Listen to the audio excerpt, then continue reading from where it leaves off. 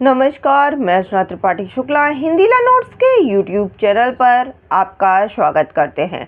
Maintenance से related एक question मेरे पास आया था, जिसमें एक पुरुष ने यह क्वेश्चन किया था कि मैम, मैं अपनी पहली पत्नी को मेंटेनेंस दे रहा हूं और मेरी दूसरी शादी हुई है, जो दूसरी पत्नी है अब मेरी इससे भी अनबन चल रही है, तो क्या अगर ये पत्नी मेंटेनेंस का डिमांड करती है तो क्या मुझे दूसरी पत्नी को भी मेंटेनेंस देना पड़ेगा, जबकि मैं पहली पत्नी को अभी तक मेंटेनेंस दे रहा हूँ। तो इसका आंसर है जी हाँ, आप पहली पत्नी को मेंटेनेंस दे रहे हैं।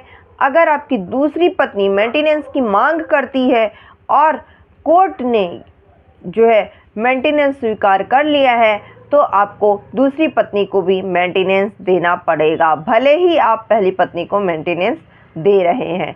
तो मेरा सुझाव यही है कि जो लोग अपनी पहली पत्नी को छोड़ करके दूसरी शादी करने जा रहे हैं, तो शादी सोच समझ के कीजिएगा, क्योंकि आप मेंटेनेंस से नहीं बच पाएंगे।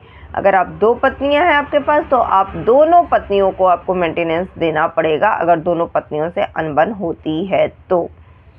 एक क्वेश्चन इसी से रिलेटेड और था कि मैम, क्या मैं जितना जो है मेंटेनेंस पहले दे रहा था, लगातार कोर्ट ने जो ऑर्डर किया मेंटेनेंस के लिए, वो लाइफ टाइम हमको उतना ही मेंटेनेंस देना पड़ेगा?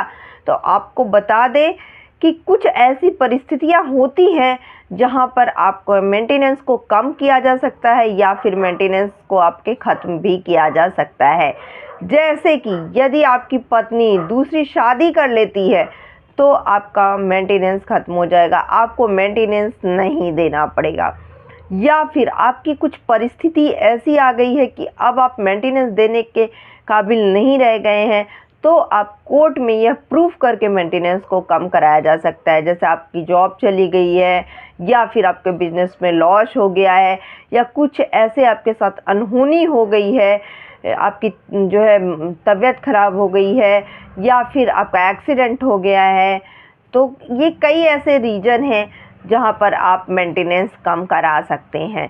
या फिर आपकी जो पत्नी है जिसको आप मेंटेनेंस दे रहे थे, वेल किसी और के साथ लिव इन रिलेशनशिप में रह रही है, और अगर आप ये प्रूव कर देते हैं तो भी आपको मेंटेनेंस नहीं देना पड़ेगा।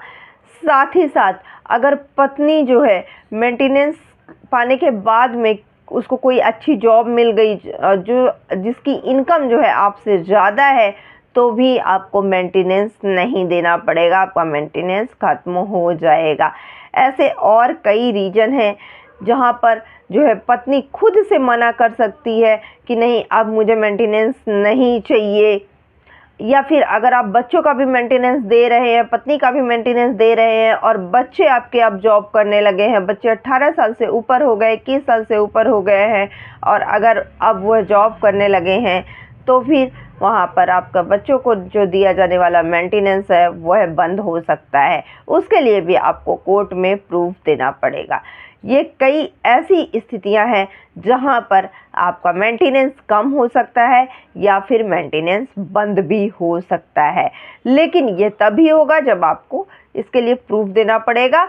आप कोर्ट में यह साबित कर पाएंगे कि जो तथ्य आप दे रहे हैं वह सही है, तो आपका मेंटेनेंस कम हो सकता है और मेंटेनेंस ख़त्म भी हो सकता है। इसी प्रकार की वीडियो देखने के लिए आप हमारे चैनल हिंदी नोट्स क्लासेस को ज़रूर सब्सक्राइब कीजिए। धन्यवाद।